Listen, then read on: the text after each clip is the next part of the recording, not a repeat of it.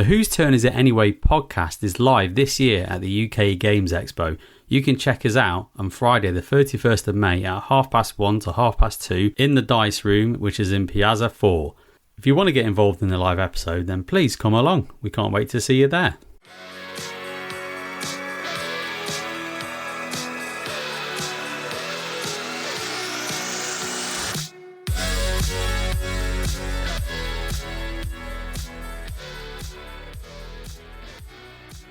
Hello and welcome to Whose Turn Is It Anyway, a podcast all about our board gaming group and the board games that we play.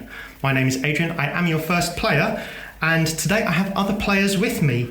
Always, I know, they're here on this show. First of all, watching, waiting, but not commiserating, we have Becky. Hi. Say it ain't so, I will not go, and I'm certainly not carrying him home. It's Dan. I wouldn't carry me home either. And the one who always leaves me roses by the stairs, because surprises let me know he cares, it's Kerley Curlington. I would as well. Yeah. No, I know you do. It's lovely. Let's look after you. In case you haven't figured out from that terrible intro, we are talking about all the small things, little things in board games that just make them a delight to play or really elevate them above what just a basic, like, plain standard looking board game would do. So before we get into that though, how is everyone doing? Fabulous. I'm on annual leave. So I am corking. Thank you very much. What have we got planned? Went to London yesterday with my friend. Went to see a play, which was nice. I've been doing lots of house chores that have been kind of, sitting around for a long time. Playing games on BGA, actually, quite a lot. Yeah, so that's been cool. Happy days. Sounds good. Curly? I'm absolutely exhausted. I'm really ready for a week.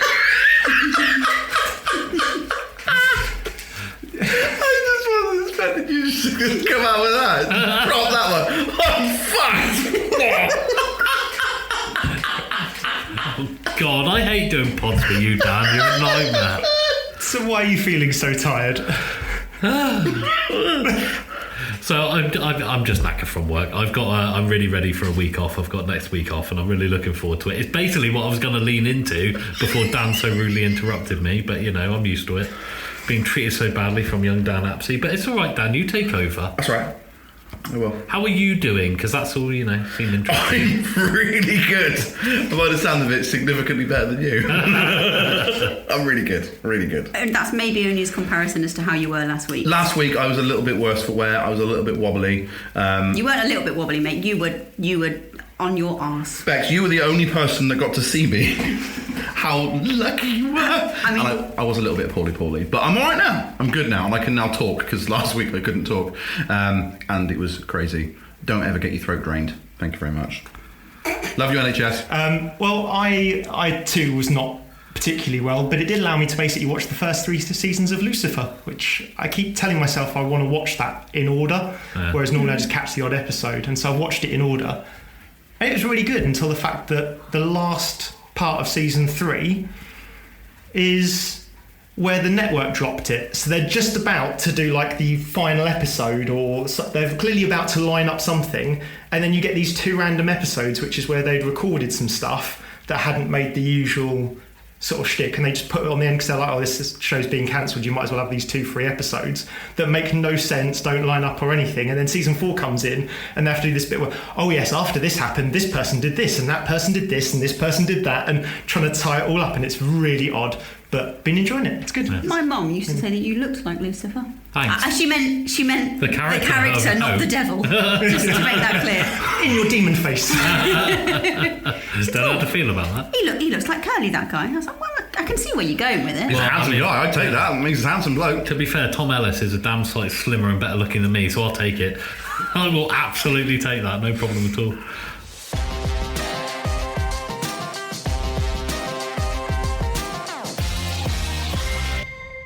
In our next section, we will talk about you and me, and talk about all the good things and the bad things that have been, as we talk about Hex. So, Becky, what have you been up to recently? I have been playing lots of BGA and winning some, which is always good. But yeah, playing randoms at Ark Nova, which was cool, which was a good learning experience, I think. Playing a different kind of style against the people I'm normally used to playing against, i.e. Kerley, to be honest. You've learned how to beat Kerley. Well, I beat him once, is it 2 weeks ago or something? Yeah. But I'll take it. I'll take that. But what I'm really excited to talk about is I received Dog Park new tricks today. Ooh, nice. This very day. Yeah, and I unboxed it and popped all the bits out and Because you have played the original Dog Park now, haven't you? I couldn't remember whether you'd actually played it or not. Yeah, and it looks really good. I'm really excited to play it. It's almost a shame. Nice. Yeah, need to get it played. But it does look great. It's very cute. It's very simple, I would say, but I think this adds another sort of mechanic by the looks of it. And all the pieces are very nice as you would expect. And there's like crossbreeds of dog, which looks quite cute. And rescue dogs in there, which is very sweet. And one of the special pieces is a dog with like wheels instead of back legs. Aww. Yeah, that's my favourite piece in it.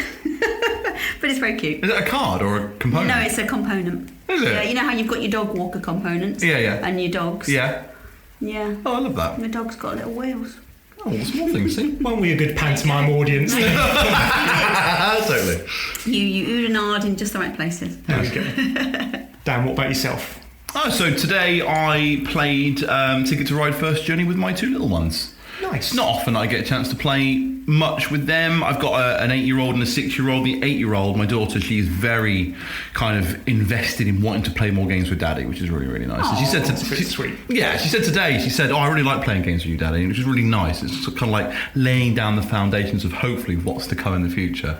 While my son, he's not quite there yet because he's only 6, so his level of understanding is not quite there. But we played Ticket to Ride First Journey. I mean, if anyone's played Ticket to Ride, it's the same thing, the first journey, but rather than you kind of going for as many kind of routes as you can, you're kind of claiming only 6, and then you win. And also the routes are much smaller, and also if you manage to claim a route from one left-hand side of the board to the right-hand side of the board, or vice versa, you also get like a bonus route, and it's first to 6. It's nice and easy, and great for kids, and it's nice and colourful, and it's nothing too taxing. So it's like Ticket to Ride, but on a much lower scale. It's nice. Sounds good. And Ticket to Ride is not the most complex game in the first place. No. So is your 8-year-old at the point of being able to sort of step up soon, do you think, from maybe a first steps game or my first game to something like that? Or do you think so, yeah. Yeah, I think I've been sort of thinking about what I could probably teach her as a first kind of step-up game. I watched her today, and I watched her play Ticket to Ride First Journey with my son, and I watched her help him. Oh, that's nice. There's not that much difference between the 2 age gaps, not really, but less than 2 years. But you can see her helping him, which is really, really nice. And she's there. She's doing everything all by herself. And I don't have to aid her in any of the mechanics of the game. She's working. I told her how it works. She's working it all out, which is really, really nice. And she doesn't need my help. So I'm thinking, what is the next kind of game that I can put in front of her that's nothing that's too overbearing? Wingspan, too much. Yeah. But something like Namiji, which is the spiritual successor to Kaido, which is easier than to Kaido. I may go down that road. What about Quacks? Quacks, we do play Quacks & Co, which is a junior version of Quacks of Quedlinburg. But yes, Quacks of Quedlinburg would also be another good alternative. Nice, interesting to see that it's kind of probably at the lower level of your 8-year-old, but bang on for your 6-year-old. Is that kind of... Quacks & Co definitely is. Oh, right, okay. I think for Ticket to Ride First Journey, I think my son, the 6-year-old, he's just grasped it. Right. While for my eldest, she's probably gone, I've got this now, I'm quite comfortable, but I probably could stomach a little bit more. Maybe a little bit more. We'll see. I'm looking forward to watching this space and seeing how the journey develops with her, really. Yeah, it's interesting. We don't really get a chance to talk about games like that very often on these podcasts. No. So always nice to see that you see quite a few of those kind of my first games out there. There's like Scythe and was there Catan? I can't remember if there's Catan. There's been a few of those kind of like Quacks & Co and all that. So it's interesting to see that they are doing what they're kind of intended to do. Yeah, and it's beyond the kind of the harbour kind of games, which have their purpose and serve their place. But I also think that these my first games do also serve their place as well. And you see, when you go to places like the UK Games Expo, you see family areas signed up just there to play these types of games. There's definitely a market for it, definitely a place for it. I'm all for it. Nice. Yeah. Good. Kerley. Yeah, so what have I been up to? So we played Great Western Trail the other day, the New Zealand version, which I've got Great Western Trail, the second edition, which improved art and a few other little balance changes they did. But I was interested to give New Zealand a try. And I have to say I was really impressed. They've kind of taken... Rails to the North, if anyone's played the expansion to that, kind of, I guess, tidied that up a little bit, but really changed the theme of it a little bit. So instead of Rails to the North, you're going around in a little boat. But it's a similar kind of mechanic. You'll be visiting the different places to unlock new places to go, and really interesting mechanics in that. But they also add things like the ability to shear your sheep, which it's a different strategy to go down for. You don't have to do it, but I think if you do a little bit of that and a little bit of the normal way of just selling sheep like you did the cattle in the original Great Western Trail, can really benefit you. No, not very well. I imagine you could some of them, but they might kick you, I guess. But no, just really good fun, really interesting mechanics. I think it adds to the complexity quite a bit. I was saying to JP and Adrian actually that I think to teach that to some new people would be actually very tricky. I think we take for granted, because we know the original game quite well, it was quite an easy step up. But without knowing that, I think I'd have found that quite a lot in one go.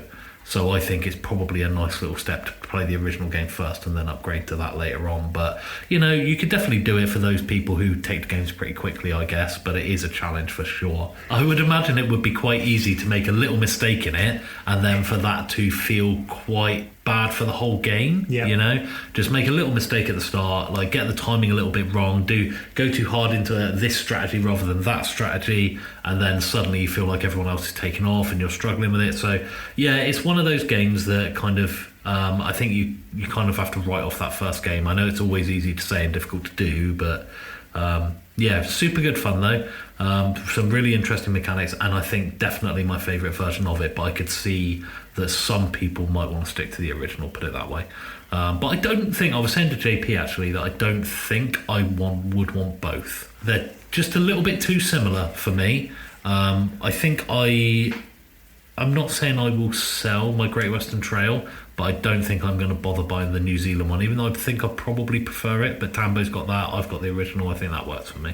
That is pretty much where I'm at as well, is that I can see people owning both. I could see, I've not played Argentina, but from what I've heard, I can see people owning all three. But for myself, like you, I think I actually prefer the New Zealand version. The shearing adds an extra dimension. I can see sort of wanting to do, it suddenly turns it from just, because in the base one, your strategy really is around which characters you're collecting the most of, really, isn't it? It's still got that in New Zealand, but then it's got the shearing and the Rails to the North style boat and all that kind of stuff, and it adds a lot of extra strategy in that I really enjoyed, and I thought this is great. And I thought about it and I thought, but I teach Great Western Trail to new people more than I sort of don't, if that makes sense. Like normally when I'm playing Great Western Trail, there is a newbie at the table, and as you said, I would feel really bad teaching it to them if they're not used to that level of game, whereas I can teach them to Great Western Trail and then I can add Rails to the North at a later date and still feel like I'm most of the way towards New Zealand. I think you could probably make the leap of playing Great Western Trail a couple of times and then just throwing them into New Zealand without Rails to the North. I think that's enough to just, it's the overall mechanics and then adding that on top is the problem. But I think if you've got one, you'd be alright with the second. So but did thoroughly enjoy it, I have to say. So I'm looking to play that again sooner rather than later. But what was the track on the right hand side with the little birds on it? What was that called? The Kingfisher. Was it a Kingfisher? I can't think now. Yeah, it's got a bird on it. And I thought that was interesting. As you go up that, you earn one-off benefits, but then it unlocks you can only put a building down in this certain area on the map. For those of you who play Great Western Trail, if you've got 7 on this track or whatever, it just added an extra little interesting route to go down. I just felt like you had to juggle more balls, and you could have different strategies to win, whereas Great Western Trail, I think, to me, kind of feels like it's almost solvable for the most part, the original. I'm not saying that with a degree of arrogance, but it always seems like the best way to go down it is to cattle. Just get as many as you can, but any way that you can. And I feel like you can go several different strategies on New Zealand. Yeah, and I don't think I went down that bird track at all, very minimally, if I remember correctly, because it's quite a while ago now when I played. I just remember there was some one-off bonuses on cards or repeating bonuses on cards that you added in.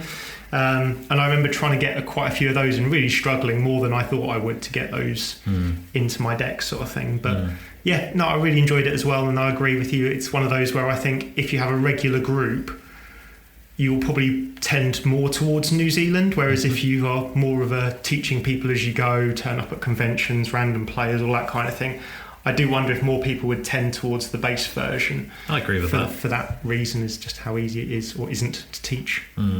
But I'm glad you enjoyed it, because, yeah, I had fun, and when I saw it go up in the calendar, I thought, yeah, hopefully you guys will as well. On a similar vein, I've recently been playing quite a bit of Next Station Tokyo. And solo as well, so I've talked about it a few times that I really like Railroad Inc. solo as a roll and write, and we tried Next Station London at Essen, and I've played it a couple of other times since at GridCon and stuff like that. I really enjoyed it, and a damage ending copy turned up online for Next Station Tokyo while I was ordering other stuff. I thought I'd chuck it in and see what it's like, and it has that similar shades of, there's just a few extra quirks and rules that it's not that much more of a teach, so I probably would quite happily teach Next Station Tokyo, but I think it's one of those where I would recommend London first, and then I would say to someone, well, if you get bored of that, whatever, then try Tokyo.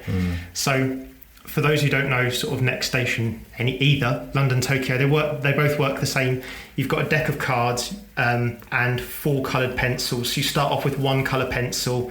That relates to a colour station. That's where you start. You flip over a card. It has a symbol. You have to try and draw a line along the pre-registered dotted lines that they've got on the writing pad. And you have to link them up. And you have to kind of keep turning over cards until you have 5 of a certain colour come out. And you have to keep linking up stations as best as possible. And you're trying to... There's like little regions, so you're trying to fill as many of a region in, but you're also trying to get across as many regions as possible. And then in London, you're trying to cross the Thames as many times as possible. In Next Station Tokyo, you are trying to kind of go fill up regions around the edge, but you also there's like a ring route round it that you're kind of trying to get in and out of. It makes it difficult to fill in certain spaces. You're trying to get in and out of it. As well as use this ring road tracks on the map, and then that's all you do for that round. Then you pass the pencils round, and again you just reshuffle the deck and flip over cards, and you're doing exactly the same, but from the new coloured station you've done that 4 times. You work out your score, and that's it. It's really nice and simple, flip and write. But with the Tokyo, there's also the ability that you can go along the same line with a different colour, and it's also asking you to try and get as many colours into different stations as possible, as well as using this ring road. And it's just got those couple more bits and pieces than London in there, which I really enjoy. It's a clever little game. Yeah, I've got it. Yeah, it's really clever for flip and writes, and the fact that you're using colours rather than just using a standard pencil, it just adds. I quite like it, and it looks nice when you're finished. Yeah, and which is what I love about Railroad Inc. I enjoy drawing little tracks and little roads on Railroad Inc. Whereas, with these solos, I like them. Any game I will solo needs to be set up in less than 30 seconds, ideally, and needs to kind of look cool at the end or gratifying, like you might have done something cool with it, even if your score's not quite your best. And so these kind of roll and writes and flip and writes really fit into that feeling. I'll buy you a colouring book for Christmas, all right? Oh, thanks. That's right, mate. By numbers? Yep. Cool. Yeah, you need that. Happy days. I really like Next Station London, so I am interested to play Next Station Tokyo. I don't own Next Station London because I don't think it get played in my house. Yeah. Because I know that Kerley doesn't really like that kind of stuff. Although he did like Molehill Meadows, and I am actually excited for you guys to play that. I think you'd like that. I spoke to Chris today. Oh, cool. Chris, friend of the pod. Yes. No, I think you guys will like that. But yeah, I played Next Station London on BGA and found that. Yeah, it's just is it quite as good with the different coloured pencils? No, I think I do like that little kind of added bit. But it's a really good game. Would recommend it. Yeah, as I say, I think you can start with Tokyo, but I think my recommendation would be just to start with London. I'll start with Tokyo. And play with that. I think it's just a simpler game. Right, on to our main section.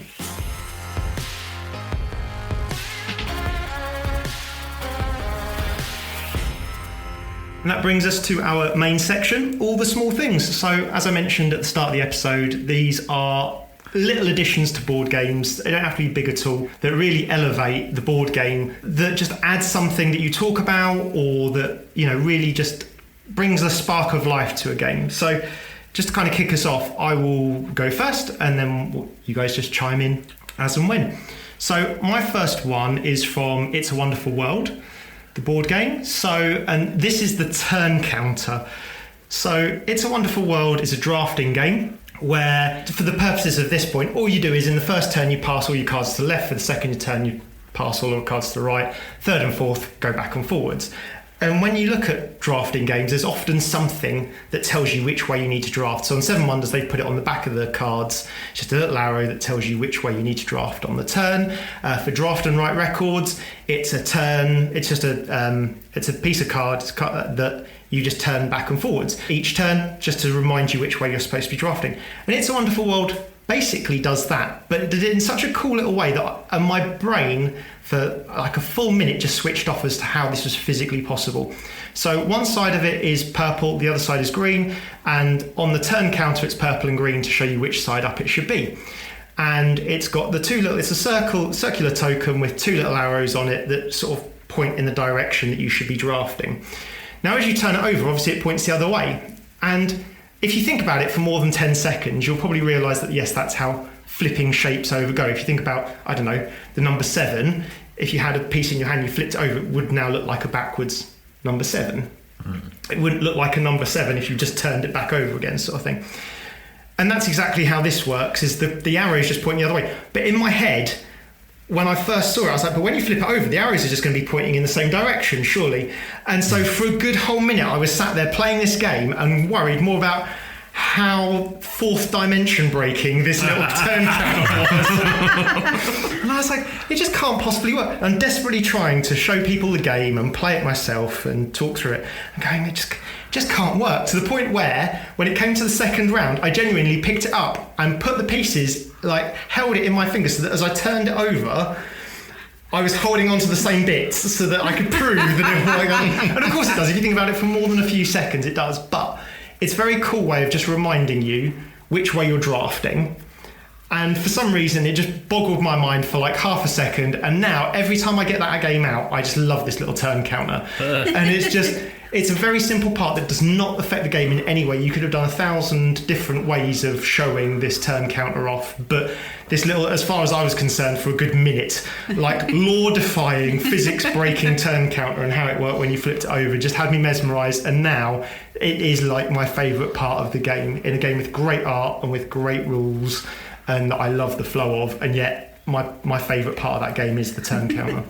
That's it. Nice. That's wonderful. Yeah. I can't remember it, so it didn't play. Obviously, didn't. Yeah, it didn't make such a big impact on me. Obviously, I thoroughly enjoyed the game, but I don't remember the turn counter specifically. No, and I don't think many people will have looked at it for more than 2 seconds. But in the time when I was showing it off, my brain physically couldn't work out how it worked, and so it just stuck with me. And I was like, it's a nice little neat idea that works and is a little bit more 3D and a little bit more tactile and does exactly what it needs to. But it's just that little extra flourish that I really enjoyed about it.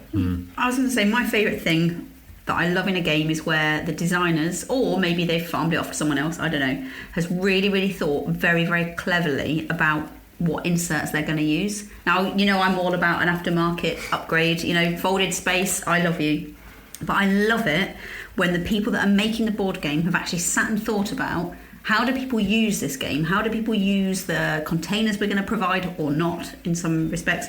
Things like Septima is a really good example. So they kind of, the way it folds back in the box is in very specific layers. It goes in a very specific way. And they put a handy little map on the bump that they come with the box to tell you how to put it back away. And I really like how each thing fits exactly where it should. It's just really clever. And I like the fact that they actually take the time to think, how is this going to be used? How can we make this quick to put away, to actually start the game off? And I really like that. I really like it. I agree. I think there's a lot of companies out there that think about just getting all the components inside the insert. It's not about setup or take down, or does it all make sense where it goes? Does it make life easier for the player? They just think, I've got 22 of these components that are this size. I'll just lump them all together, and then not thinking really about the fact that the player now has to go through and separate them out. Whereas if you put them in 3 chunks, Age of Wonders is another company that I think does a really good job of of inserts actually working and doing what they need to do. But I agree, I'm like you. I 3D print so many inserts because I don't think they're up to scratch. But when the company gets it right, fantastic. And it probably costs them pence to actually. I mean, it's just like a vacuum packed plastic, isn't it? So it's not. I'm not looking for really high spec boxes with lids or anything like that. But when you can put the stuff away easily and obviously, it's the exact opposite to. I think it was Great Western Trail that I was popping for you. Oh, that's terrible. You can't even. The stuff doesn't fit in the box properly. It's just so infuriating. You think, did you not give a crap? Clearly, they didn't give a crap. I think honourable mention to Lords of Waterdeep there, which has got the worst insert of any game I've ever come across. I think Lords of Waterdeep's insert would be better if its box was actually a proper box and not a half box. Yeah, it turned up damaged when I ordered it. Because you turn that half box up on its side, and immediately the half box doesn't really hold anything in place, then it all just drops to one end. And I think if it was an actual proper box, it wouldn't be the best insert in the world, but it wouldn't be terrible. No. It's just, I think it's the combination of an average insert with a half and half box. I just remember thinking that the box was about 84 times the size it actually needed to be. It was just like such a waste of space, and it drives me insane when they do that. As well. You get that a lot with deck builders or what was it? What game is it? Portal Games, right? Portal Games. I took a big shine to Portal Games when they kind of first got a lot of traction in the board game industry, where their games were getting a lot of spotlight, and they had Imperial Settlers and 51st State. Now 51st State's been around for a long time. You've got it as well. I've got the Ultimate. Yeah, I got the Master Set one before it. But if you take out the cardboard crap that is the inlay that goes in there, where you have to put obviously all your parts in, take that out, and then look at what components are left in the box and how much is just air. It drives me nuts. It's just poorly designed, poorly thought about. I think September is a work of art. It's just beautiful, isn't it? Well, I've actually got one that's very much linked to that, and I'm going to cheat a little bit and give quickfire 2, just because you made me think of it. I hope I haven't nicked one of yours, Adrian. I don't think I have. But just on the note of inserts, I thought, although I got to be honest, it's on my sale pile, this game, Dominion. Right. I loved the insert. I loved the way the cards go in and you just replace it and then they're all in. You don't like it, do you? I can see by your because face. you can't fit sleeves in it. You have to buy the really tight fit sleeves for it. It is my friends who don't sleeve things think it's the best thing in the world because I sleeve all my cards religiously. All your games? Nearly all of them. Really? Yeah. Wow. It's borderline addiction at this point. You got so far, you can't stop. You've committed that far in, you can't stop now. And unfortunately, it just doesn't work if it's sleeved because there's not enough space and the width on it isn't quite enough for most standard cards. Well, for a non-sleever, I thought it was a really clever way of doing it, just keeping everything organised, everything together. Really liked that idea when I first saw it. But the other one, which actually I think is pretty much flawless, is the Eclipse insert. Oh, that is good. It's beautiful. Yeah. It's the way that basically, and Shut Up and Sit Down, I'm sure anyone who's seen the Shut Up and Sit Down review will remember this bit. They said, there are 300 and whatever the number was, bits in this bit, and now I'm going to set up, and they just hand out one box to each person. Done. And it's like, you can't go. You can't. Yeah, that's brilliant. I love that. So with just to give you guys a bit of context, if you haven't seen it, everyone's got their own kind of vacuum packed box of their own individual colour, and within that, on the top of the box lid itself, is actually like a tracker of your resources, so it doubles up. And inside the box, you open it up, and you've got all of your different cubes, all your different. They look like lozenges, little sweets, everything individual, all set up for you guys already, pretty much ready to go. Literally a minute to set up that side of it. So I just thought that was like ingenious, borderline kind of, really well, like Becky said, really well thought out. They really thought about what they want to achieve, what the player's going to use it for. So the best insert that I've seen in whatever, actually, I think it's definitely up there. I think Eclipse Second Edition love that the way they've managed to. There's a lot of components, and actually the box is big, but it's suitably big. If that makes sense, because they've had to fit everything in there, but they've done the best job of getting it down to the smallest volume possible, whilst it not being ridiculous to have to set up every time. Yeah. absolutely. The opposite of TI. The opposite of TI. Yeah. Yes. Oh, one of the ones you mentioned about the dual layer board of Art Art Society. Society. Now that just sold that game to me It's good. And immediately. because it's got like a felt insert, it's lovely. which is Is it? the most Yeah. premium thing Oh, it's ever. lovely. It's that, you know, that Flocked. like flock Yeah. that they put over plastics to make it Yeah. textured. So kind of like how the original Yahtzee dice tray was. Sure. Because they came like red and it was almost like a felt top. Yeah, probably something like that then. But yeah, and that's on the insert of Art Society. Between that and the fact that the box itself is a dual layer thing, so that the pictures that are inside the frames are deeper. Just I think Great. I've never seen that before. I think never seen that that Mighty before. Boards have absolutely smashed it out of the park with a lot of those little lovely bits and pieces. And so I've got a good list here, but let me start. Let's go back to basics. Let's go back to the days. I was there, man. I was there 50 years ago. Agricola, when it first came out, was just circle tokens. A piece of wood was represented by a circle token, and a sheep was just a white circle token. That's all it was back then, when Agricola first came out. And then I think it got to its sort of third edition, and they said, now with animeeples. And like, what is this? And then eventually they made a piece of wood that was shaped like a sheep. I mean, that small little change is such a significant change. When you look at your board, your farm board with Agricola, aesthetically, and you look at a stack of little cylindrical tokens that are meant to represent your sheep in a pasture versus 3 or 4 pieces of wood that actually look like bloody sheep in a pasture, that makes such a big difference. I agree. I absolutely But agree. that's what it was like when it first came out. You know, go back to, I always joke about, was it Ports of Essen from the IT crowd? Yes. You go back to the Ports of Essen era, as I call it, where Eurogames things were just represented by cubes. That's all it was just cubes. And you still get that now, and that's fine. But just these little changes where you're making an animeeple rather than a token, like a cylindrical token, makes a big difference, I think, in my world. It just looks nice to the eye. Yeah, I agree. Going back to those early days, it's not really those early days, but going back to sort of 10 years ago or something around that. I'd probably say about 10, 15 years, yeah. I remember when Game of Thrones brought out like circle tokens, but they were like a marbleized plastic. Yes. And everyone thought this was the best thing in games ever, to the point where Fantasy Flight Games were selling packs of them individually because they were better than anything else on the market, basically, for little round tokens.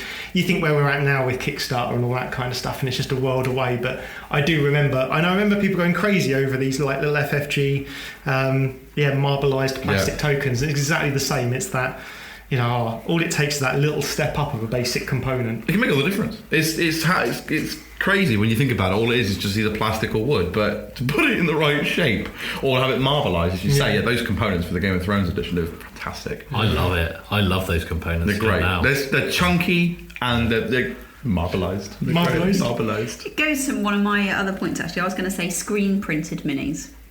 Yeah. Like, I didn't realise that made such a difference until I'm harking back to Dog Park, and that's what made me kind of realise it when I was unpacking it earlier today. The minis that come in the regular pack don't have screen printing on, and I was so disappointed. Then I realised that they were in because I'd backed the swankier version, because obviously it's got swankier bits, so clearly I'm all in with that one. That one had screen printed. And why does it make such a difference? I mean, it actually doesn't. But I was so disappointed when I thought I wasn't going to get the screen printed one. I was like, oh, these don't look as good as the other one. And it made a real difference. And that kind of really kind of hit me, that little bit of, I don't know, it's not paint, is it? Whatever it is. Sublimation. Does it? Sublimation printer. Yeah. But anyway, it just makes such a massive difference. And I, didn't realise that until today. I'm kind of time and a place with sublimation. I think sometimes it does look really, really nice, and sometimes it actually looks nice just having the bare wood, depending on what it is. It depends on what it is. But there are some really, really nice sublimation wooden pieces out there. But like Frostpunk, which is, anyone who knows, is my favourite game of all time. You could buy what's called the Timber City expansion, which came with all the buildings in a building shape, but with a sublimation artwork on the side of it. Or you could buy a box full of plastic minis. and you could choose which one was your preference. And I chose the minis, and I'm not a big player when it comes to these massive Kickstarters that make $2 million plus because they've got amazing minis.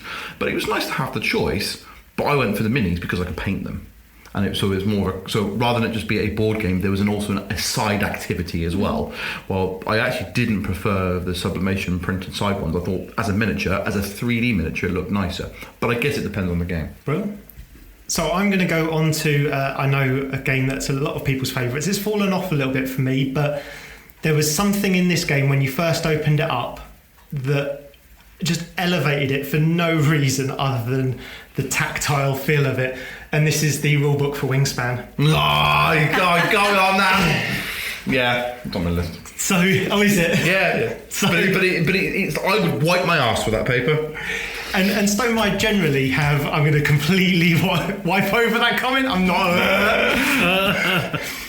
I think Stone Might generally, most of them are pretty good, but because of the size of the Wingspan rulebook and the way it was set out, and then just that textured quality to the Wingspan rulebook, I felt like I was buying the most premium product in the world, and it came with cardboard tokens. But because of, you start reading that rulebook and you're like, oh man, you're just reading it and you're enjoying reading it because it looks and feels so premium as a rulebook. So good. And I don't understand why now a lot of companies will print these really cheap looking rulebooks that look like they've guillotined like the rulebook themselves on their own little home guillotine almost, when you can have a rulebook like that I'm sure it does cost a bit more, and I'm sure there's plenty of cost added by A, the weight, and B, the quality, having to buy the quality of the paper and all that kind of stuff. But just to add that chunk in, if you're thinking your product is premium and then you're skimping on the rulebook, it just kind of lit me up to the idea of having these premium feel quality looking rulebooks. And I think Wingspan was the first one that made me go, wow, like I'm so glad to be reading this rulebook in such good quality. It's such a great rulebook. And it's a shame now that they, for some reason, I think at least the last 3 titles that Stone Meyer have done is they've done that same quality rulebook with the same paper, but they're in A5. And I much prefer them in A4. I know it's a little bit picky, but it's nicer having less pages, having a larger format. Yeah. But they're so nice. And I for some reason, when I handle that paper, I handle it with much more care than I do if it's got a kind of a standard average paper rulebook. I can't believe we're talking about paper and all. Yeah, but it makes perfect sense. I love it. This is why I wanted to do this episode, is because we talked about the bling episode before, where we talked about what the publishers basically not get right that we go away and improve. But I wanted to talk about all the things that the publishers do get right, because and this is the prime example for me. Like a lot of what we're talking about are prime examples where quite often, sometimes they'll cost a bit more, like discs versus custom cut shapes, I'm sure do cost a little bit more. Printed paper probably does cost a little bit more, but for the most part, they're probably quite small things that make us remember a game, or make us remember how we felt when we first opened the box and saw those components, or first put it on the table. And I think the rulebook is quite often the first thing. You might punch out the boards and stuff like tokens, but the rulebook is quite often, because of the nature of the rulebook, the first thing you look at. And I thought, man, this just feels like a premium product, and I don't even know if I like the game because I've not even put it on the table yet. I guess it's like having a nicely presented plate of food, isn't it? It's going to taste the same whether it's all mixed up, but your first bite is with the eye, isn't it? If you've got that kind of, oh, this is a good game, you're already primed to think this is a good game. It's kind of setting you up to enjoy it, I think. I agree. Well, I was going to talk about really briefly, and I've got a nod to a few other things, but I think they're more going down the road of like big upgrades, so we won't go too far with it. But talking about the quality that you were talking about with that rule book, I would say the one thing that hit me the most was Everdell and the resources. So the berries in particular, Squidgy berries. My god, I just love them. I just play with these tiny little berries. There's such a, like, there really wasn't a massive reason for them to go ahead and put such thought and expense, frankly, into the materials they use for it. Like, even like the little pebbles, they look like little flipping pebbles that you would skim across the They're beautiful. They're beautiful, all of them. Like the logs are really well thought out. Yeah. You know, all of the resources just look really nice, really premium, really well thought out, and love them. Yeah. When I was so put off by that tree in Everdell because it felt like such a sales Don't gimmick. besmirch the tree. I love the tree. And actually, it gets in the way of playing. It literally gets in the way of playing. But I agree with you to the point where here's confession time. I actually put one of those berries in my mouth, and it wasn't my own copy of the game. Was it my copy? No, it wasn't your copy. I picked it up and I was squidging it, and then I thought, I wonder what this. I have to know. What these squidgy bits almost feel like to taste. And that was a half a second thought, and I put it in my mouth, realised what I'd done, and managed to kind of fish it out from my mouth and wipe it off a bit without hopefully too many people noticing it. I literally, all it was I just put them kind of between my lips and just kind of like gummed it almost with my lips. And I put it back again, and I was like, and since then I've it doesn't matter how cool a component is, I'm so mindful of the fact that don't just pop this in your mouth, Adrian. Basically. These are words you shouldn't have to say to yourself. It's generally a good philosophy for life is don't just pop it randomly in your mouth. Served me all right, not gonna lie. Yeah. I completely understand that kind of.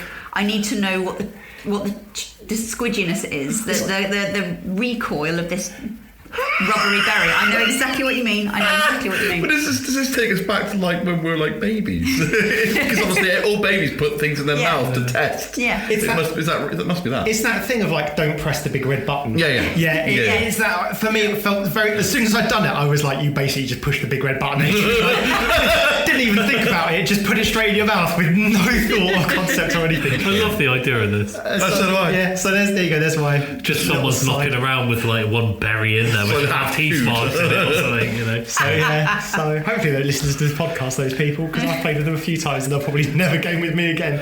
I think we need to do a board game confessions kind of episode. Let's go with it. One of my ones is when they choose more interesting colours for player colours. Now I know this obviously has to come with a bit of a caveat for people that have got visual accessibility issues, like maybe they're colourblind or partially sighted or whatever, but I just really like it when games pick not just red, blue, green, yellow, whatever. I really like that, and I think that kind of came to my mind again unpacking Dog Park. Yes, it is still red green, but it's pale green. It's like a lavender rather than a blue or a purple, and I just think that's really nice. It just makes a change. It just makes a change. Gugong comes to mind for that, because I love the colours that are in Gugong for not sort of being traditional adjacent. Almost in like it's like a light blue or it's an orangey colour or something like a mustardy. Like absolutely. Totally agree. And I really like just the going out there a little bit differently. Yeah, although it does upset those people who are adamantly red, green, blue, yellow players. You know, we have to mix it up sometimes, don't we? There's nothing wrong with mixing it up. I agree. I love it, and I do think it's a point of difference. But yeah, I know people who are so adamantly like, this is my colour, that when that colour's not available, they're almost like lost at sea as, how on earth can I... Kerley keeps looking at me. I have no idea why he keeps looking at me. Well, this is how you got your nickname, mate. Yeah. I like yellow. What's your nickname, Dan? You tell everyone, because the big so baby of board gaming. Because I like to have my colour. However, if my colour is not available because they didn't put it in there, but there is a colour that's similar to it, like tan, I'll go for it, or white. I think is it Caverna has like yellow, white and tan. Yeah. So as long as I have one of those, I'm all right. But I am a little bit anal when it comes to my colour. I like to have yellow. I'll tell you the one thing that got me the most, and the reason why I called down the big baby of board gaming, is purely and simply because he wanted to play a game, so I brought it to his house to be able to play it, and then Becky always plays yellow as well, and he took the yellow and refused to give it up. But I don't care Yeah, enough. But it wasn't that, it was the point of it. Dan flipping took it and was like, nah, it's mine, I'm yellow. It's like, it's not even your flipping game, mate. I think you'll do as your flipping doll, pal. So we've got 3 yellow players around the table here then. You like playing yellow, Well, I always go, whatever you want, and everyone leaves yellow in my group. That's exactly what I'm playing. Yeah, okay. So I always take yellow, and so I've ended up just being the yellow player because no one else wanted it in any of the groups I ever played. And then there's 3 of us now That's the same with me. I don't yellow. really care, but I picked yellow because nobody picked yellow. Because when I started playing games, Dan wasn't in groups that I played games with. So had that been the case, I wonder what my colour would be. Because if Dan's always going to pick yellow, I mean, I don't know. He's just a bit of a bully, basically. Yeah, I like to bully people, make sure I'm yellow and nobody else. No, I think it's more of a testament to your kind of beta personalities, really. I think you're probably right. Just let the alphas have green, basically, and then you guys can have the leavings of yellow. Who else bothers with green? You have green. Davey. Oh, Those two fight over green all the time, Davey and Kerley. It's quite funny. And when the first one gets through the door and they can see there's green on the table and they like push it to where they normally sit just so the other person can't. We've come to a little accord lately, actually. It's like, no, you take green, mate. Honestly, you take green. I'll be grey this time. Actually, I was going to say, like, on a serious note, because I'm jesting with all of that, by the way. On a serious note, it doesn't. I do like seeing different colours, and I don't mind the normal colours, but what I hate is really, really boring colours. I gotta be honest, like your Greige. Yeah, grey. Yeah, well, exactly that. Like your greys and your beige and your tans, I'm not that keen on. But like the really look how drab that is. It's like I don't want to be any of the colours. They all look the same and they all look boring. So yeah, I don't like it when it's the other way around. So yeah, it's the small things that piss you off is another episode. Maybe. We're trying to say positive pizzas, so we'll keep that for another episode. I'll do an episode for that, mate, because I'm the Grinch, basically. It's true. Wait, have we swapped personalities? Yeah, maybe slightly. Another one that I notice, but not often notice, is I think I know of at least 3 games that do this. 2 I can name, and that is one is Fallout Shelter, and the other one is Canvas, which is transparent cards. Oh, I love transparent Or semi-transparent cards. You don't see that often, and it's a really nice touch. So Fallout Shelter has transparent cards that you overlay over the top of the vault rooms that enable you to basically put creatures in them, which they could have used as a token or a chit of some kind or a cube, but instead they did a transparent card that literally just goes over the top of the room card, so it looks like that is now one card. That is a small aesthetic, but it just looks really, really nice, and it means that card then is adaptable and can be used in other different rooms rather than just in one place. But it just looks really nice. Canvas is the same, also with the transparent cards. Don't get to see that often. They could have done it a different way, but I quite like that. It's nice. It's different. It's not often it's used. It's original. Yeah, Gloom was the first one. That was the one. Yeah, Gloom was the first one I thought of when you said about transparent cards. I've got Canvas as well, but yeah, Gloom allowed, and it is a game function, right? Because you need to see what's underneath those cards in order for it, and Canvas to see how the game works. But the fact that they could have done a few different things with that, and that what they did was transparent cards. They could have done, as you say, tokens or counters or anything like that. But the transparent cards, it's just cool. It just makes it look a bit different. Don't see it often. No, I agree. There's a similar mechanic to that I really like as well, and it is kind of a mechanic. So in the one type it's a mechanic, in the other type I don't think they needed to, but it's still really cool, is the decrypto thing, with the whole decryption of the word type thing. Oh, I've not played decrypto, but is it like the Nemesis? Yeah, exactly thing the where game you put I was it in going to and say. Yeah. It's got like the what I'd call the cereal box thing with the red lens, and I really like that, just because it adds a little something to it. Like you don't know what you're going to get till the end, and you just it's just really good fun and quite thematic, and it's better than a deck of cards, isn't it? Yeah, well, exactly. Yeah, it just makes it feel more fun. Yeah, so, that sort of toy factor approach. Yeah, exactly, 100%. One of my ones on here that again is it's actually about another spongy piece, but this time I haven't put it in my mouth, which is the Viticulture World hats. Yeah, sexy. So there's something about that design choice that really elevated that game for me and really made me go, this is cool, and not something maybe I would have thought of personally. So for those who don't know, Viticulture World takes the base game and makes it cooperative. With a new board and some new cards and stuff like that. But for the most part, a lot of the original components are the same. Now, they could have made it an entirely standalone game and had new components, or they could have done little rings that your miniatures slot into, or anything like that. But what they instead did was give you these little hats that are 2 different colours that sit on top of the meeple, and then when you train, it locks them to, so anything with a blue hat is locked to winter, anything with a yellow hat is blocked to summer. And then when you train them up, you take the little hats off the meeples, and then they can be used anywhere. And it was such a visually distinctive idea that was thematic, because you're in a vineyard. If you're in the summer, or like maybe not the winter, but if you're in the summer, have your little hat on, and now you go into the fields and all that kind of stuff. Felt so thematic as well as being just a cool little component. I thought, what a great idea. And I know that friend of the show, Marcus, also talks about oak with the cloaks going on. Now, I've not played oak, but it does look quite cool when you've got like little miniatures that you put a little cloak on top of to designate that they're more powerful in some way. Or I've not played it, so I don't know. But when you see it on the board, you're like, oh, those pieces must be better or must be more important. And okay, it's kind of the opposite with Viticulture World. You want them to be trained, so you want to take the hats off. But such a nice little idea of like, let's put these extra little pieces onto a game. And yeah, I thought it was just great.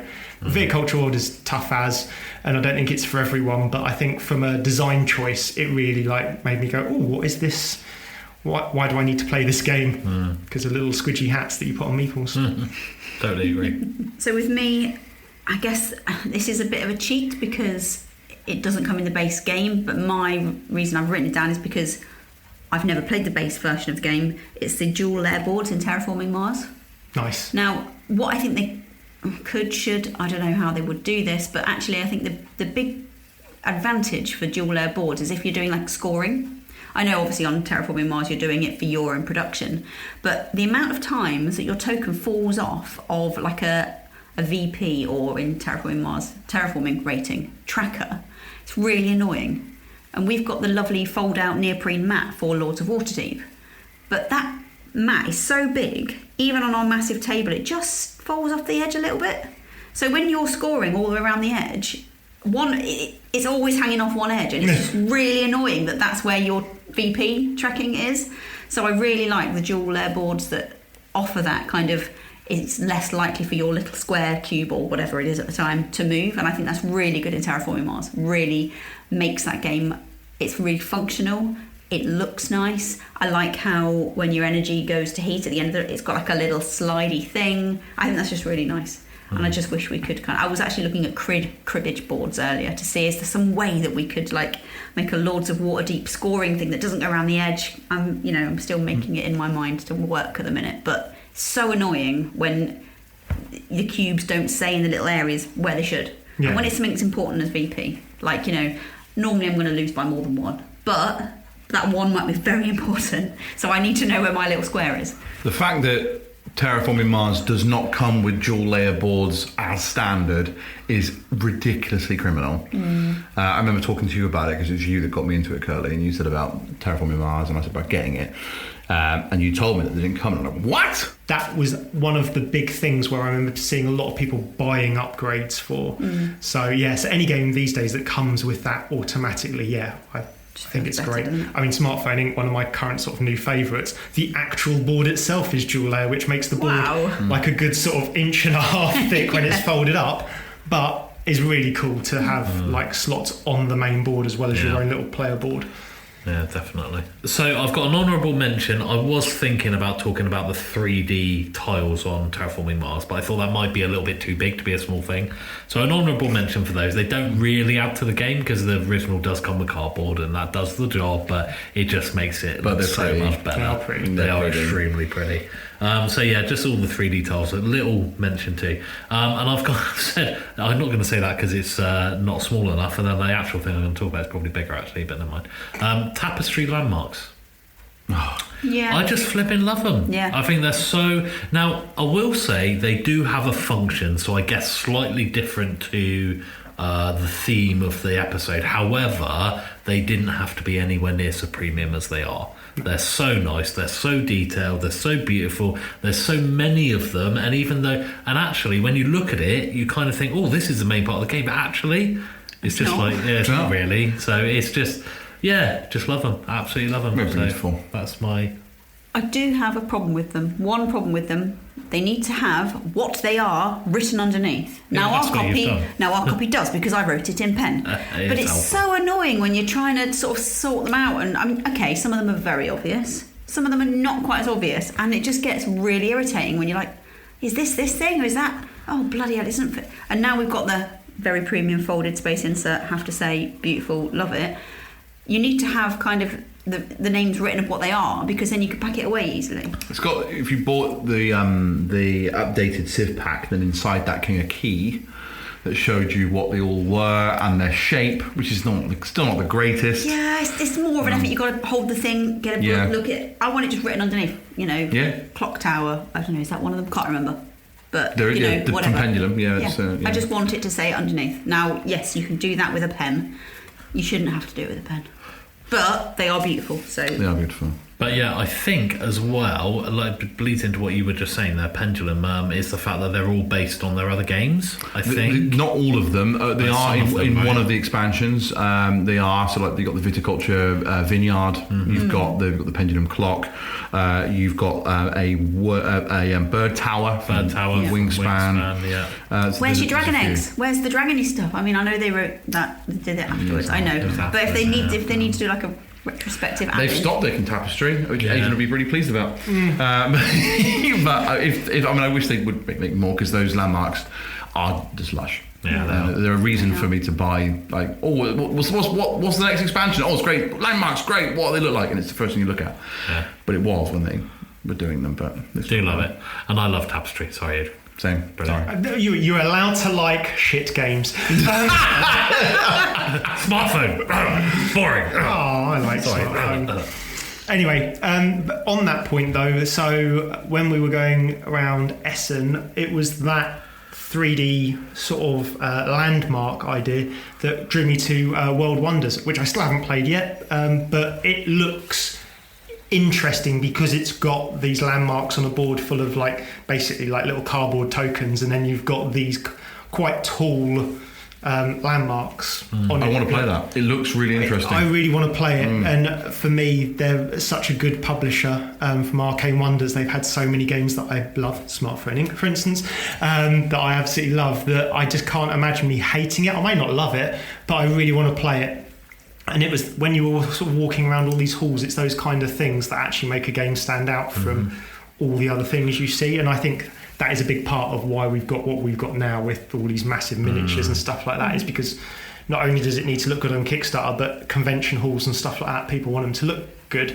But I think these kind of, what's the term, where they kind of rein themselves in a little bit. They've done something big, but they haven't done it for everything. They've just done it for important little pieces or whatever. I think it's a great touch that they do, where it doesn't suddenly turn it into a massive box that takes up 3 Kallax cubes and all that kind of stuff. I like a replacement for a dice, for any die. If you can always roll a die for a random outcome, but if you can do something that replaces that element and makes it a bit more thematic, I'm all for it.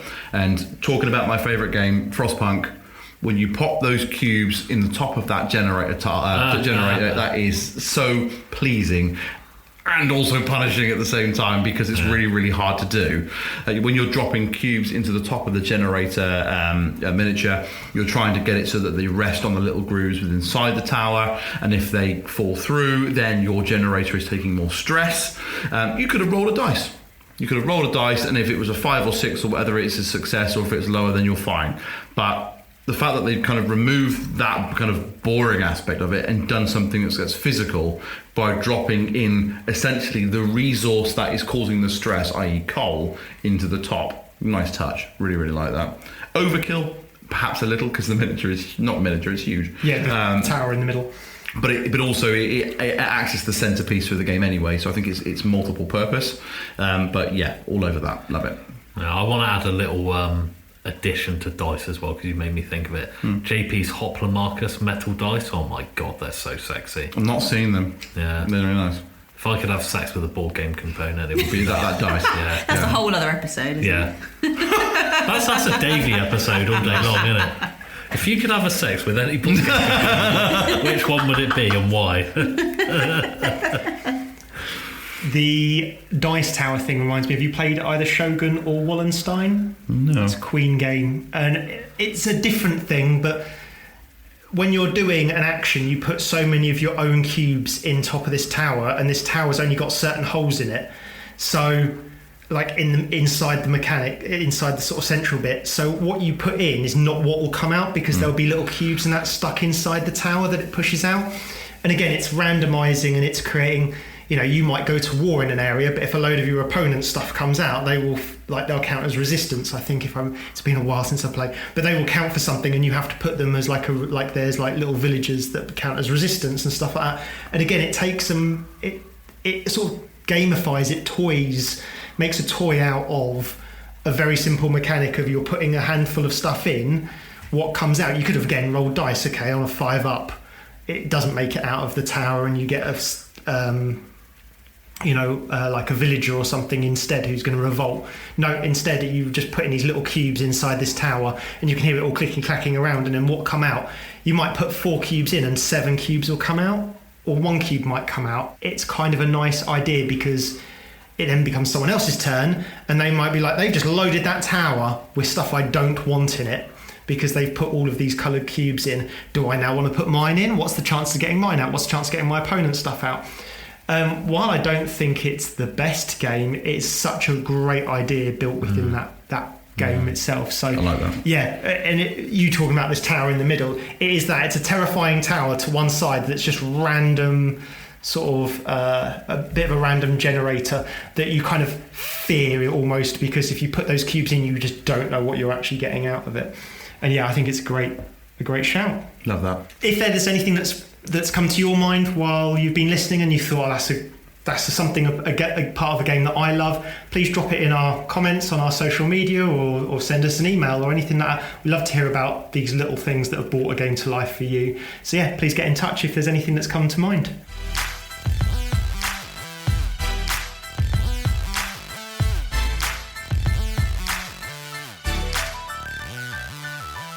Now we are onto our Would You Rather section, where I will ask you, would you rather option A or option B?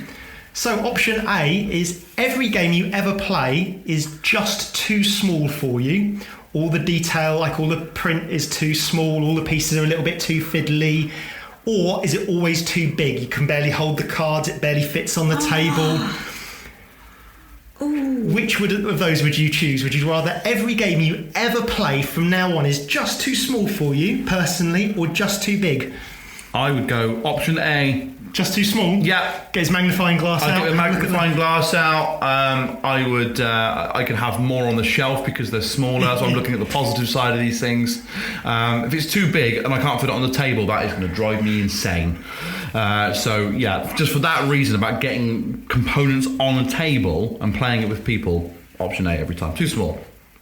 I'm going too big. I don't blame you.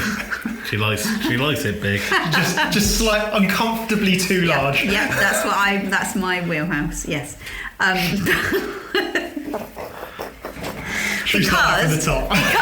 Because I'm going too big, because I hate it when I'm sat at a table and I have to keep getting up to look at something on the board, the map, the whatever.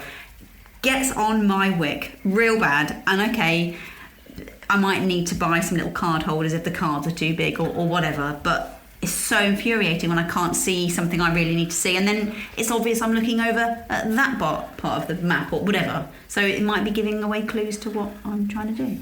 So I don't like it when I can't see stuff. So you have everything too big, so you can see it easily, but it barely fits on the table. Well, you can barely put like 4 cards in your hand. I can make something to sort that out. I'm going to go for option B, I think. You want everything to be just too big? You can always buy a bigger boat, mate. I'll just buy a bigger fucking table. Happy days. It's fair enough. But the main reason that Becky said, really, it's like, yeah, you could use a magnifying glass, but I'd be more interested in being able to see things from further away, and yeah, that's what I prefer. Nice. I'll be honest, I couldn't make up my mind. The only thought I had is that I think I have the most spidery, like, little fingers out of all of my friends, and if I went too small, their big sausage fingers would probably also not manage the games. Because I like the Tiny Epic series, and even like the Ultra Tiny series, or there's a company that makes like miniature versions of Monopoly where like each card is maybe like 2 centimeters by 1 centimeter. I think all of those things are absolutely great. And I think they're quite often managing to do a lot with a little.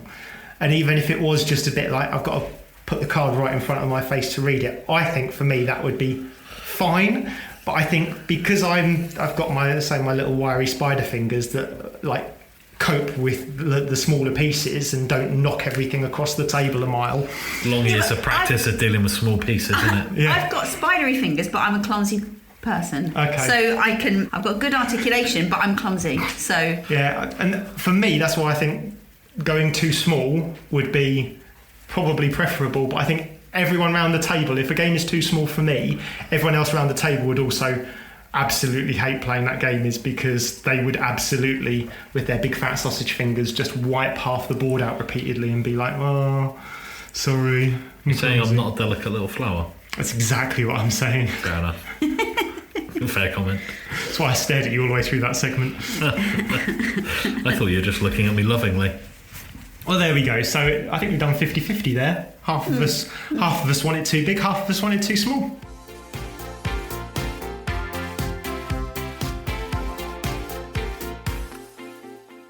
And that now brings us on to our penultimate turn, where we talk about what we're looking forward to doing in the next few weeks. Dan, what are you up to? I am playing Terraforming Mars with good Mr. Kerley in a few weeks' time, and I'm really looking forward to that. I really like it when we play TM. It's not often that we get to do it because of my crazy life. However, when we do, I always have a good time. I never win, but I do a little better each time. I think, and I really, really enjoy it, and I love playing that game, and I like getting immersed in that world for a few hours, and it's really fun. So yeah, very much looking forward to that in a few weeks, mate. I'm looking forward to that too, mate. Yeah. So, a little nod to Heroes of Might and Magic, which I'm playing tomorrow night. New game kickstarted, arrived a couple of weeks ago, and my friend Warren is coming round to play that. So I'm really looking forward to that, but I'm not going to go too far down that road because I'm probably just going to give people a bit of an idea of what it's like once I've played it. But what I'm looking forward to is going to be a game that I've had on my shelf of shame for quite a long time now, called Anunnaki, Dawn of the Gods. So JP and Rob played it at Essen, I think, and I kickstarted it last year sometime, and just mainly because of the theme. It's kind of fantasy, sci-fi, alien kind of. Is there dinosaurs in it? No dinosaurs, but it is, a nice mix between fantasy and science fiction. With some really interesting looking mechanics. So yeah, just really looking forward to that. Me, Rob and JP are getting that to the table on Monday night. Nice. Where they're doing a little mini teach where they've warned me they don't know it greatly, but it will be better than the teach at Essen. Yes. No matter how badly they do it. Oh really? Was it that bad? It was very noisy, we were all tired, and it was a rough teach, and I think all of that coming together. But I enjoyed it more than I thought I was going to, so I'm hoping... Do you think I'd like it? I think so, yeah. Okay. Not definite, but I think you will like it. So okay. I'll keep my fingers crossed for you. Okay, thank you. But yeah, so looking forward to getting that to the table finally. Trying to get a few things off my shelf of shame. Dynogenics next. Ooh, Yes, please. that does look good. Yes, please. That does look good. Let me know. Becky, what have you got coming up? it is JP's birthday. It is. Very soon. So this weekend we're having a gaming day. So I'm really looking forward to that. I think it's going to be good just to hopefully play a few more of the light kind of games you don't get to the table that often. So yeah, I want to introduce you all to Malcolm Meadows and probably lose, but whatever. I will lose valiantly. Just playing the sort of the smaller little games. I don't know. Were we going to play Avalon this time? Possibly. Yeah, maybe. There's more than one table, right? So I don't have to join you. That's the main thing there. No, I think it's fair to say we're all looking forward to it, and I like games days because you can, if you want to play a big long game, you can do. If you want to play a bunch of small games, you can do. You can kind of mix and match. We're going to be there for quite a few hours. So. No, I think he's going to have three tables set up, which is nice. So if I think he's planning on cracking on with Anachrony to begin with, and me and Becky will turn up. I know Becky won't want to play Anachrony, so there's the option either for her or me and her to play something else. It's going to be a nice crack, I think. I just need to work out what food I'm going to bring. Snacks. I'm missing out on the Anachronies. I'm a bit FOMO there. I should play I keep telling myself I need to play that game and then never join in on the games when they get played. Have you ever played it? No. Have you not? No. I don't know if it'll be for you just because I'm still not entirely sure what your taste is. Yeah, not that you've got bad taste or anything. It's just the fact that some things I'm like, Adrian will love that, and you fucking hate it. And other things I'm like, Adrian will fucking hate that, and he's like, oh, that's really good. I genuinely think it's just a game. I don't even know if I could tell you what my own tastes are. If I play a game and I like it, I like it. And there's kind of can't argue with that. There are some patterns, but yeah, it's not like I will only play. But yeah, I need to get that game played. How about you, Adrian? What are you looking forward to? Well, I've got quite a bit of gaming coming up, but it's all nondescript, so I don't really know what I've got to play coming up. I've just got packets of time in to play board games, and we'll play what we play. But a couple of bits and pieces I'm quite looking forward to. My 3D printer broke again, which is now twice in 6 months. Which one have you got? No. Prusa Mini, which was That's a good one. which was lovely and ran so smoothly out of the box for so long, and now it's broken fairly heavily twice. I've had it like 3 years, 4 years at this point, so it's kind of fair enough. But a very good friend was very kind and lent me his Mark III Prusa printer. It's a larger printer bed and just much nicer generally. And I'm really looking forward to giving that a whirl, because it might make my decision as to whether I need to upgrade my 3D printer or not. So really looking forward to that. And there's some inserts that I've been putting off because the ones I found online are too big for the small print bed. And I thought, well, I'll design my own one, that'll be fine. But actually, if I've got a larger print bed that my friends lent me, then I can just print them off using that. So I'm looking forward to that. And the other thing, which I told myself I absolutely was not going to do, which is kind of board game adjacent, that I've now been strong-armed, yeah, that might be the right term, into doing, is I will be playing the Old World in the next couple of weeks. So Warhammer the Old World, for those who don't know, Warhammer Fantasy used to be rank and file on square bases. They blew up that world and turned it into Age of Sigmar, which is a good game. I've not played a lot of it, but it is a good game. Just I haven't found myself wanting to get into it as much. And then they announced the Old World, which is basically a retake on the original rank and file fantasy models. And I told myself that I played enough fantasy and I was kind of done with the system. I didn't need to do it. And then everyone started posting up all the armies that they've been putting together and playing and all the fun they've been having. And so I went out and bought myself an army, and I've nearly put it all together, ready to play a game. So Who are you playing as? Beastman Brayherds. Okay.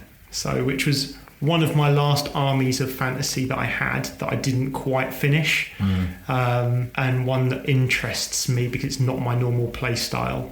But a lot of the ones that are my normal play style, the armies aren't out yet, and I couldn't be bothered to wait because everyone gave me FOMO with their cool-looking armies. What's your normal playstyle? Walk into the middle of the board with lots of armour or toughness and just hold there. So dwarves, empire, to some extent high elves, all that kind of chaos, warriors of chaos, all kind of walk in and hold a line generally. However you do it, you're kind of hold that middle of the board, which is definitely not Beastmen. And my other last army that I was looking at was wood elves as well, and that's definitely not that style either. So yeah. So looking forward to trying that, which is a bit different. I do a lot of sort of war games and stuff like that anyway. Well, not a lot. I'd like to do more, but I do a chunk of it. And this is the one that sort of I told myself I absolutely was not going to play it, and then got FOMO and bought it. So Nice. There we go. And that's it. And that brings us on to our final turn. I want to say thank you very much for listening. If you enjoyed this episode, please let your friends know about it, or leave us a podcast review or comment on our socials, or anything you can do to help us bring our podcast to a wider audience is much appreciated. If you do have a few pennies to spare as well, we also now have Ko-fi, which is our sort of backer platform. Quite often the topic for these episodes we send out as an email, so you can vote what kind of episodes you hope for the future. If you would like to get in touch, feedback or anything like that, much appreciated through either your podcast player of choice or through our socials, or you can email us. All of those details are in the show notes below. And with that, whose turn is it anyway?